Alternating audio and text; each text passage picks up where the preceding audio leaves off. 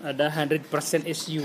100% SU ini yang sering disampaikan oleh Mr. Oshiro, founder daripada Enagic Internasional ya. Saya juga baru paham ini belakangan. Padahal ini sering sekali diucapkan oleh Mr. Mr. Oshiro. Intinya adalah pada produk yang sangat sederhana dan pada income yang sangat tinggi kepada orang yang mau melakukan pekerjaan ini. Mr. Oshiro itu bilang kalau ada satu produk yang lebih baik, lebih sederhana, lebih simple, lebih gampang, lebih natural dari hanya air. Enagic itu kan menghasilkan air. Itu satu.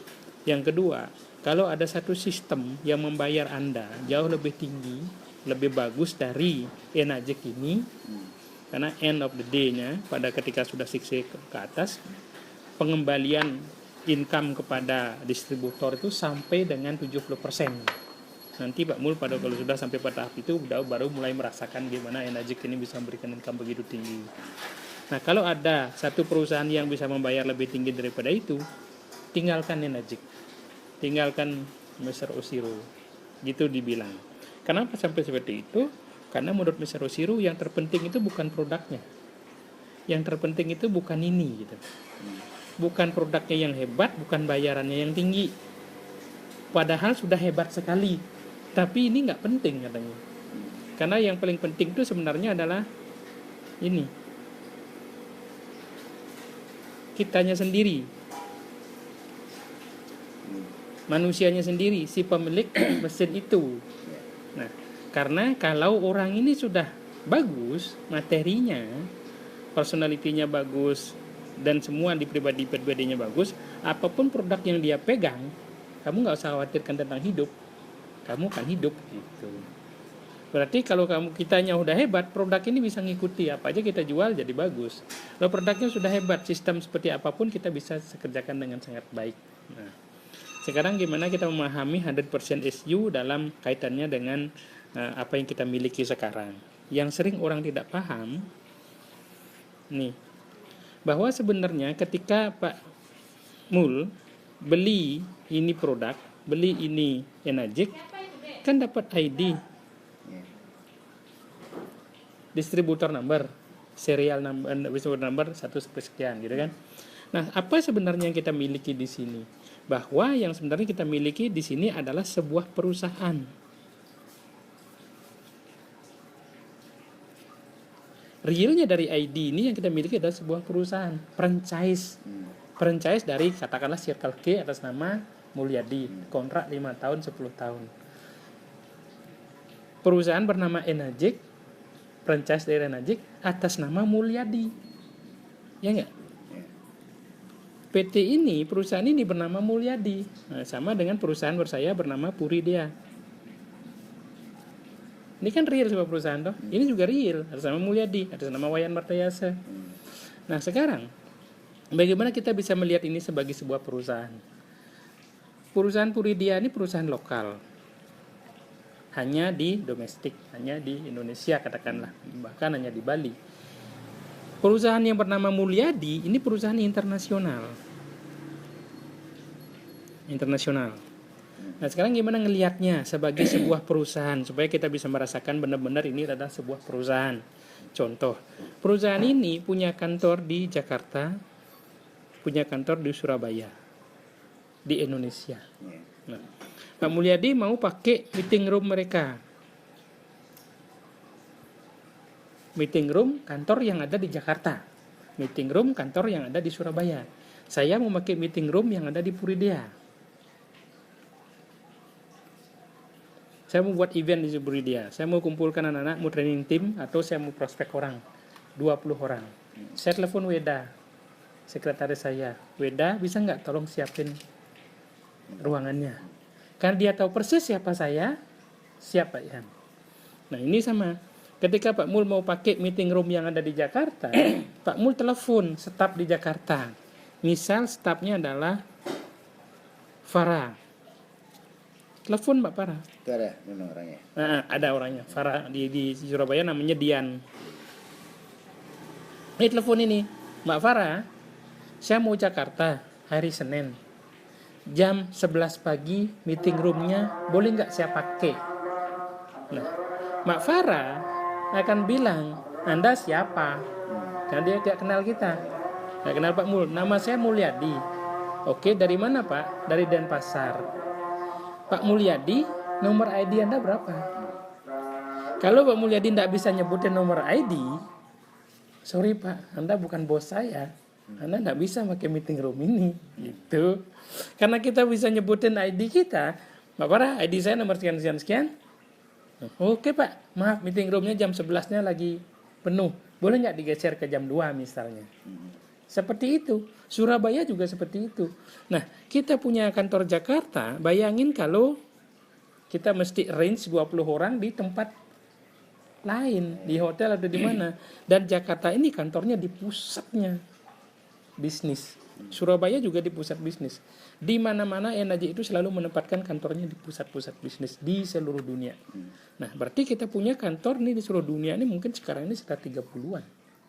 Yang kemanapun kita pergi, kita bisa telepon mereka, siapkan meeting room. Contoh di Los Angeles, di California. Kita telepon, Mr. Professor, please prepare the meeting room for me. I'll go there on Friday and I need the room at 11 o'clock. Misalnya, dia akan confirm juga, what is your ID number, sir? Begitu kita bisa sampaikan nomor ID kita, yes sir, room is available. Nah, keren nggak kita punya staff seperti itu gitu? Nah, ini yang orang nggak paham.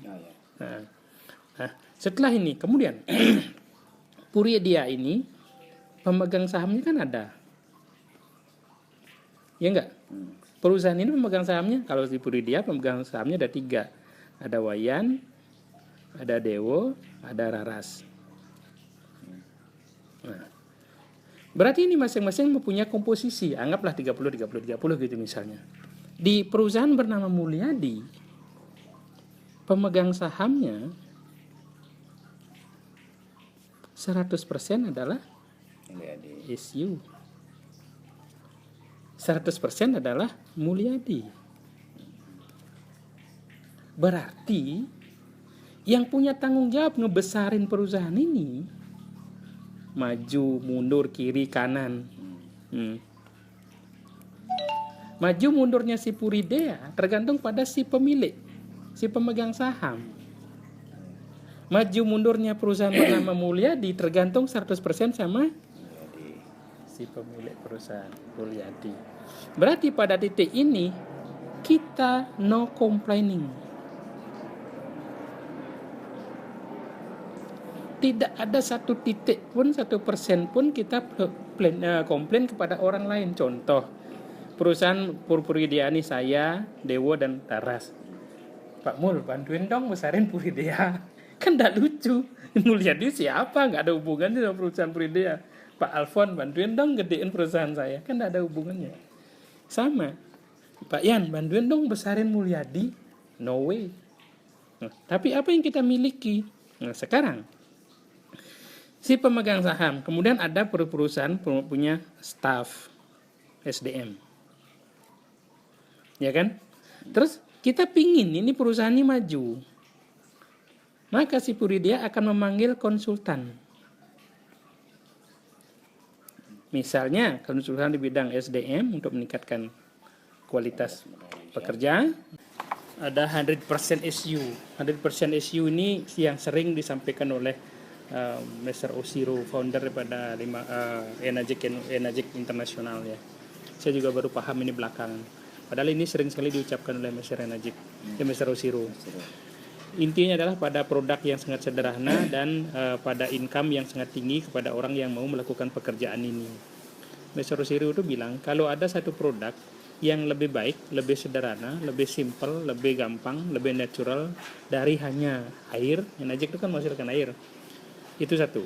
Yang kedua, kalau ada satu sistem yang membayar Anda jauh lebih tinggi, lebih bagus dari Enagic ini, karena end of the day-nya, pada ketika sudah sukses ke atas, pengembalian income kepada distributor itu sampai dengan 70%.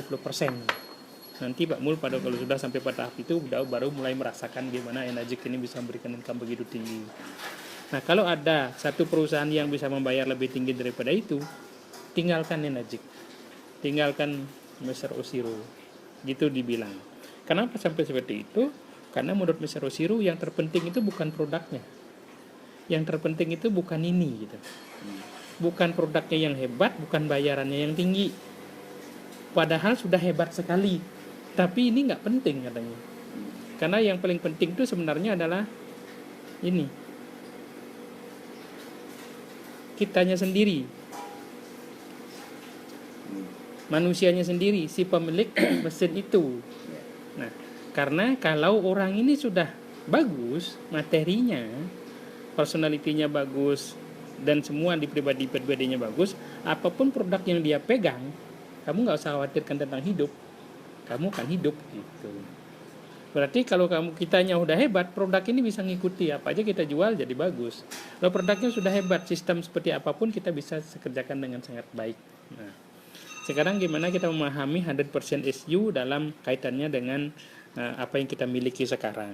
Yang sering orang tidak paham nih, bahwa sebenarnya ketika Pak Mul beli ini produk, beli ini Enagic, kan dapat ID, distributor number, serial number 1 sekian gitu kan. Nah, apa sebenarnya yang kita miliki di sini? Bahwa yang sebenarnya kita miliki di sini adalah sebuah perusahaan. Realnya dari ID ini yang kita miliki adalah sebuah perusahaan, franchise. Franchise dari katakanlah Circle K atas nama Mulyadi, kontrak 5 tahun, 10 tahun. Perusahaan bernama Enagic, franchise dari Enagic atas nama Mulyadi. Ya enggak? PT ini, perusahaan ini bernama Mulyadi. Nah, sama dengan perusahaan saya bernama Puridea. Ini kan real sebuah perusahaan toh. Ini juga real, atas nama Mulyadi, atas nama Wayan Martayasa. Nah, sekarang bagaimana kita bisa melihat ini sebagai sebuah perusahaan? Perusahaan Puridea ini perusahaan lokal. Hanya di domestik, hanya di Indonesia katakanlah, bahkan hanya di Bali. Perusahaan yang bernama Mulyadi ini perusahaan internasional. Nah, sekarang gimana ngelihatnya sebagai sebuah perusahaan supaya kita bisa merasakan benar-benar ini adalah sebuah perusahaan. Contoh, perusahaan ini punya kantor di Jakarta, punya kantor di Surabaya, di Indonesia. Nah, Pak Mulyadi mau pakai meeting room mereka. Meeting room kantor yang ada di Jakarta, meeting room kantor yang ada di Surabaya. Saya mau pakai meeting room yang ada di Puridea. Saya mau buat event di Puridea. Saya mau kumpulkan anak-anak, mau training tim, atau saya mau prospek orang, 20 orang. Saya telepon Weda, sekretaris saya. Weda, bisa nggak tolong siapin ruangannya? Karena dia tahu persis siapa saya, siap Pak Yan. Nah, ini sama. Ketika Pak Mul mau pakai meeting room yang ada di Jakarta, Pak Mul telepon staf di Jakarta. Misal stafnya adalah Farah. Telepon Mbak Farah. Itu ada memang orangnya? Nah, ada orangnya. Farah di Surabaya namanya Dian. Ini telepon ini. Mbak Farah, saya mau Jakarta hari Senin. Jam 11 pagi meeting roomnya boleh nggak saya pakai? Nah, Mbak Farah akan bilang, Anda siapa? Karena dia tidak kenal kita, tidak kenal Pak Mul. Nama saya Mulyadi. Oke, dari mana Pak? Dari Denpasar. Pak Mulyadi, nomor ID Anda berapa? Kalau Pak Mulyadi tidak bisa nyebutin nomor ID, sorry Pak, Anda bukan bos saya. Anda tidak bisa pakai meeting room ini, gitu. Karena kita bisa nyebutin ID kita, Mbak Farah, ID saya nomor sekian. Oke Pak, maaf meeting roomnya jam 11-nya lagi penuh. Boleh nggak digeser ke jam 2 misalnya? Seperti itu. Surabaya juga seperti itu. Nah, kita punya kantor Jakarta, bayangin kalau kita mesti range 20 orang di tempat lain, di hotel atau di mana. Dan Jakarta ini kantornya di pusatnya bisnis. Surabaya juga di pusat bisnis. Di mana-mana Enagic itu selalu menempatkan kantornya di pusat-pusat bisnis di seluruh dunia. Nah, berarti kita punya kantor nih di seluruh dunia ini mungkin sekarang ini sekitar 30-an. Yang kemanapun kita pergi, kita bisa telepon mereka, siapkan meeting room. Contoh di Los Angeles, di California. Kita telepon, Mr. the Professor, please prepare the meeting room for me. I'll go there on Friday and I need the room at 11 o'clock. Misalnya. Dia akan confirm juga, what is your ID number, sir? Begitu kita bisa sampaikan nomor ID kita, yes sir, room is available. Nah, keren nggak kita punya staff seperti itu gitu. Ya, ini yang orang nggak paham. Nah, setelah ini, kemudian Puridia ini pemegang sahamnya kan ada. Ya enggak? Perusahaan ini pemegang sahamnya, kalau di Puridia pemegang sahamnya ada 3. Ada Wayan, ada Dewo, ada Raras. Nah, berarti ini masing-masing mempunyai komposisi, anggaplah 30 gitu misalnya. Di perusahaan bernama Mulyadi, pemegang sahamnya 100% adalah SU. 100% adalah Mulyadi. Berarti yang punya tanggung jawab ngebesarin perusahaan ini maju, mundur, kiri, kanan. Maju mundurnya si Puridia tergantung pada si pemilik, si pemegang saham. Maju mundurnya perusahaan bernama Mulyadi tergantung 100% sama si pemilik perusahaan Mulyadi. Berarti pada titik ini kita no complaining. Tidak ada satu titik pun, 1% pun kita komplain kepada orang lain. Contoh, perusahaan Puridia ini saya, Dewo, dan Taras. Pak Mul, bantuin dong besarin Puridia. Kan tidak lucu. Mulyadi siapa? Nggak ada hubungannya sama perusahaan Puridia. Pak Alfon, bantuin dong gedein perusahaan saya. Kan tidak ada hubungannya. Sama. Pak Yan, bantuin dong besarin Mulyadi. No way. Nah, tapi apa yang kita miliki? Nah, sekarang si pemegang saham, kemudian ada perusahaan punya staff SDM, ya kan? Terus kita pingin ini perusahaan ini maju, maka si Puridia akan memanggil konsultan. Misalnya konsultan di bidang SDM untuk meningkatkan kualitas pekerja, dayanya, kemudian di bidang sales, marketing, di bidang finansial report dan seterusnya.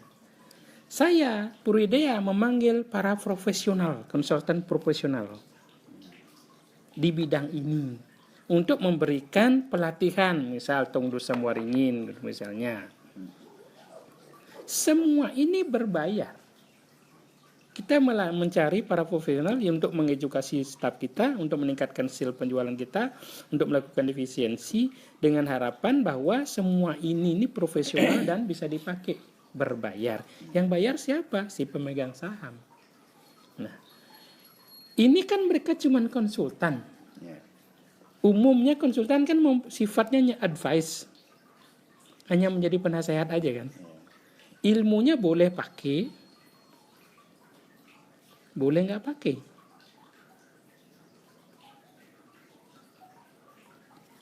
Hanya logikanya, logisnya, kalau sudah kita mengundang konsultan pajak, sudah kita mengundang konsultan keuangan, sudah kita mengundang konsultan sales, marketing, kita bayar mahal, tapi nggak pakai, kan rugi sendiri. Kita nggak pakainya kenapa? Karena kita merasa kita sudah tahu. Nah, yang wasting time siapa? Yang rugi waktu siapa? Yang rugi waktu siapa? Yang rugi uang siapa? Wasting time sama wasting money adalah si pemilik. Maka ketika kita mengundang konsultan ini, seharusnya ya kita ikuti. Ini berlaku kunci sukses. Kunci sukses itu cari dulu orang suksesnya. Cari sukses apa? Yang sukses di bidang SDM ya konsultan SDM, konsultan sales dan seterusnya. Sudah ketemu orangnya, tanyain apa yang dilakukan. Nah, kemudian dia memberikan kita training. Si konsultan ini memberikan training tentang sales, dan seterusnya kepada perusahaan kita. Selanjutnya, ikuti sama persis seperti yang disarankan. Nggak lebih, nggak kurang. Begitu diikuti sama persis, ya paling tidak mencapai 50% lah. Ya. Kalau tidak 100%. Nah, dalam hal ini, di perusahaan bernama Mulyadi, konsultannya siapa? Adalah mentornya, adalah sponsor, adalah upline yang mereferensikan usaha ini kepada Pak Mulyadi. Nah, carilah upline aktifnya. Siapa yang aktif di atasnya Pak Mul? Nah, apakah dia bertanggung jawab terhadap kemajuan perusahaan bernama Mulyadi?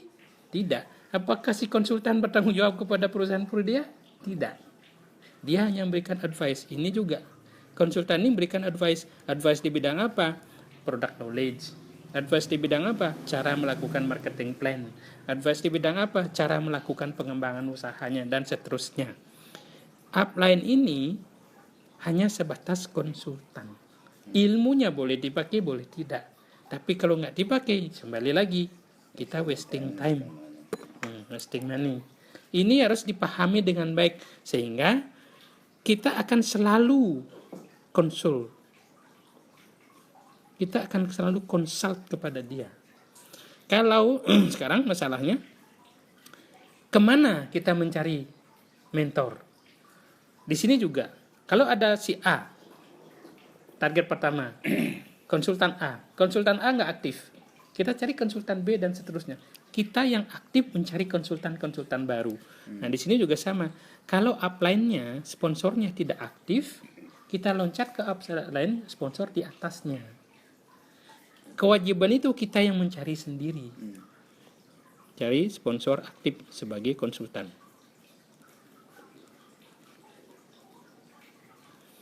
Dasarnya adalah empty cup. Kalau kita nggak empty cup, sulit kita menerima. Kalau kita merasa ini konsultan, saya cari Pak Mul sebagai konsultan pajak. Saya sok tahu terus. Rugi saya. Bagi saya harus empty cup, saya harus terima advice Pak Mul. Karena Pak Mul tahu yang terbaik untuk perusahaan ini. Pak Mul tahu yang terbaik berdasarkan pengalaman yang sudah-sudah dan seterusnya. Menguasai knowledge-nya dan seterusnya. Maka saya tinggal ngikuti aja sama persis. Pak Yan, begini loh cara penyelesaiannya, siap. Pak Yan, begini loh cara langkah Anda, siap. Nah, ini juga sama. Pak Mul, ketika Pak Alfon terus saya ngasih tahu, Pak Mul, ini harus lakukan S2 dan SKS, plek-plekan Pak Mul harus hafalkan, siap, hafalkan. Jalankan Pak Mul, jalankan siap. Tanpa no questioning. Jadi saya begini nih, paling saya nanya, ini gimana caranya? Ini gimana caranya? Bukan menyanggah. Ini juga sama. Nah, sekarang kita sudah paham ini basicnya. Sudah paham basicnya, sekarang kita pingin perusahaan ini besar. Produktif. Semua perusahaan kan pingin dapat produktivitas yang bagus. Semua mengejar income. Sebagaimana layaknya perusahaan gitu lah ya. Perusahaan yang layak, ya dia harus mendapatkan pendapatan. Ini sini juga harus mendapatkan pendapatan produktivitas. Nah, menjadi produktif. Supaya kita paham, kita bisa menjadikan perusahaan ini produktif, kenali dulu. Ini ilmu basicnya Pak Mul. Yang pertama yang harus dilihat adalah aset. Aset di sini apa kan kita? Aset ada dua tuh. Aset tetap, aset bergerak. Ya enggak? Nah, aset tetap, aset bergerak. Aset tetapnya apa? Gedung dan seterusnya, pabrik dan seterusnya kan gitu. Seperti Puridia ada pabrik belakang, saya harus berdayakan pabrik itu supaya saya mendapatkan income. Saya harus pakai kantornya supaya saya mendapatkan income dan seterusnya. Nah, bergeraknya adalah SDM-nya. Sebelum ada staf, ada si pemilik. Nah, sebelum punya staf banyak, si pemiliknya harusnya bergerak. Bergeraknya gimana? Memahami produknya, memahami produk knowledge. Apa sih perusahaan ini produk knowledge-nya, kemudian marketing dan seterusnya. Si SDM ini yang harus bergerak lebih awal. Nah, di sini juga sama. Produk tetap, aset tetap, dan aset bergerak. Aset tetapnya berupa mesin. Berdayakanlah mesinnya, delivery airnya. Boleh delivery sebagai perkenalan produk, sehingga orang yang kita deliverykan, itu kan cost sebenarnya. Kita sudah dengan delivery itu sebenarnya kita sudah dapat income kan. Karena kita saving cost, kita produksi sendiri, nggak ada costnya. Itu adalah income kita. Delivery air sebanyak-banyaknya dengan cara terbatas, bukan ditaruh di warung atau di tempat lain, tapi dari mulut ke mulut. Dari mulut ke mulut dengan kalangan terbatas. Delivery contoh, kalau di realnya nih, dalam kehidupan sehari-hari, sudah mendapatkan income dari aset tetap. Nah, yang kedua, delivery untuk promo. Ada dua kan. Boleh promo, boleh juga dua-duanya sebenarnya udah mendapatkan income kan. Promo kita kasih ke orang tanpa mengeluarkan biaya tambahan. Karena kita punya produksi sendiri. Sebelum punya tim. No tim. Tapi setelah punya tim, asetnya adalah GR, genealogi report. Inilah aset kita. Nah, Pak Mul sudah punya genealogi report kan, sudah punya GR kan. Nah, genealogi report kan sudah punya ini, punya tim. Nah, siapa? Bun Kiong, Johan. Nah, ini yang harus digerakkan. Nah, banyak teman yang tidak paham dengan GR-nya dia, sehingga dia abaikan. Berarti sulit sekali akan mendapatkan aset, mendapatkan income kalau asetnya nggak digerakkan. Emang satu-satu cara ya asetnya digerakkan, karena basicnya usaha ini adalah usaha penggerakan people gitu, bukan kepada ini doang gitu. Ini yang harus di-clearkan. Nah, product knowledge-nya, pengetahuannya apa untuk menggerakkan orang ini. Nah, itu disebut dengan training itu. Training tim, kemudian melakukan presentasi dan demo. Nah, sekarang ini kita sudah jelas. Ini sudah jelas sejauh ini. Sekarang ini perusahaan Pruidea ada kantornya real. Ya. Perusahaan ini bernama Mulyadi. Bentuk perusahaannya, bentuk realnya adalah perusahaan OTB, organisasi tanpa bentuk. Contoh, ini hari Senin orang datang, kantornya di Bimantra, orang datang tutup. Hari Rabu orang datang masih tutup. Hari Jumat orang datang masih tutup. Masih ada harapan orang datang Selasa depan. Dia tahu tempat yang dia tuju. Berarti masih ada harapan Selasa depan orang ini, kantor ini akan buka. Dia akan datang ke kantor ini. Ini kantornya adalah Mulyadi. Karena product knowledge-nya ada di Mulyadi, marketing plan-nya ada di Mulyadi, semuanya ada di Mulyadi.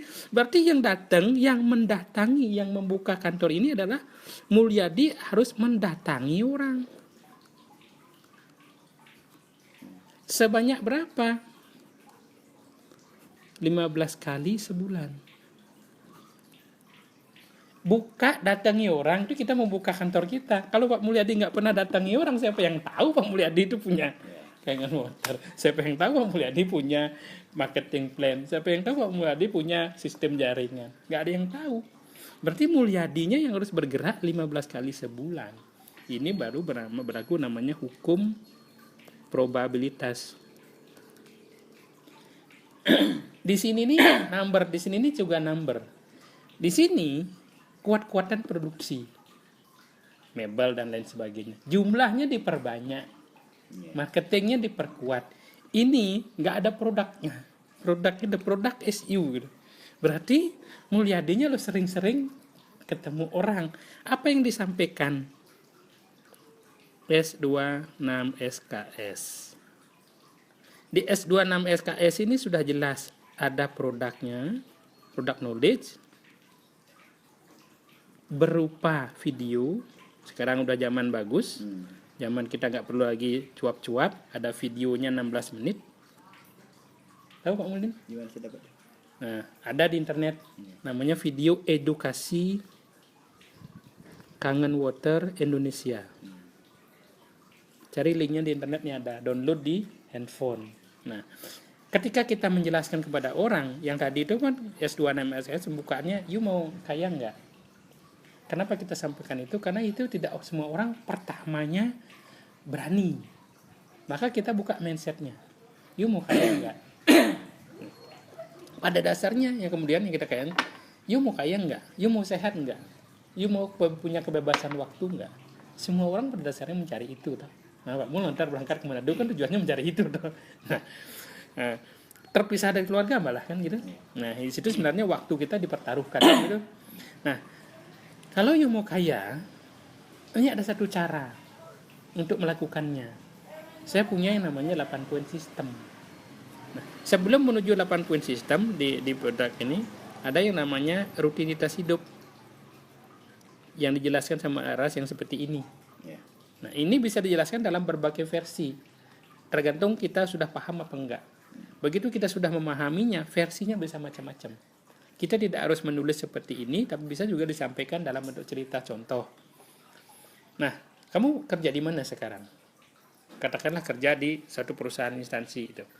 Kamu ingin melihat masa depan nggak? Katakanlah dia katakanlah sebagai supervisor. Kamu ingin lihat masa depan nggak 5 tahun lagi? Sederhana kok lihat masa depan itu. Caranya gimana? Ada nggak orang yang 5 tahun lebih dulu dari kamu, 10 tahun lebih dulu dari kamu? Seperti apa kehidupannya dia? Secara finansial kamu bisa lihat nggak dia? Seperti apa?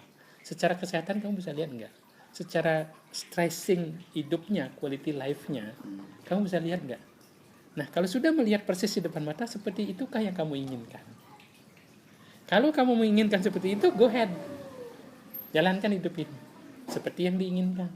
Tapi kalau bukan seperti itu yang diinginkan, berarti kamu harus mengambil keputusan yang berbeda. Nah, itu disebut dengan seluruh rutinitas hidup. Gitu. Ambil aja lagi. Rutinitas hidup. Kemudian, kalau dia sudah memahami ini, rutinitas hidup ini, baru kasih dia pilihan. Nah, kalau endingnya adalah tidak seperti yang kamu inginkan, bisa pensiun kapan aja, bukan karena umur doang, tapi pensiun seperti Pak Mul kan bukan karena umur pensiun, karena perusahaan sudah tidak comfortable lagi dengan suasana kita. Berarti kita terpaksa memilih pensiun. Jadi pensiun itu tidak terbatas di situ saja, bisa lebih awal jauh. Nah, punya nggak backup plan? Baru tawarkan backup plan-nya berupa kerja pandai, kerja efektif. Nah, kerja efektif itu adalah kerja membangun sistem. 8 poin sistem ini kerja efektif. Sampaikan kerja membangun sistem, backup plan, pegawai dan pemilik perusahaan. Baru aplikasinya adalah dengan 8 poin sistem. Ini semua S2 nama SKS. Cerita ini disampaikan ke 15 orang. Berarti 2 hari sekali kita kerja. Probabilitas pasti akan terjadi ketika ini dilakukan. Kuat-kuatan sekarang, konsistensi sekarang. Nah, pahami ini dengan baik bahwa kita Pak Mul sendiri yang harus bergerak untuk perusahaan ini eksis. Puridia ini harus bergerak, promosi dan lain sebagainya. Nah, disinilah kita melihat bagaimana sebenarnya apa sih yang kita beli. Apakah kita beli mesin, apakah kita beli apa? Realnya kita membeli sebuah perusahaan.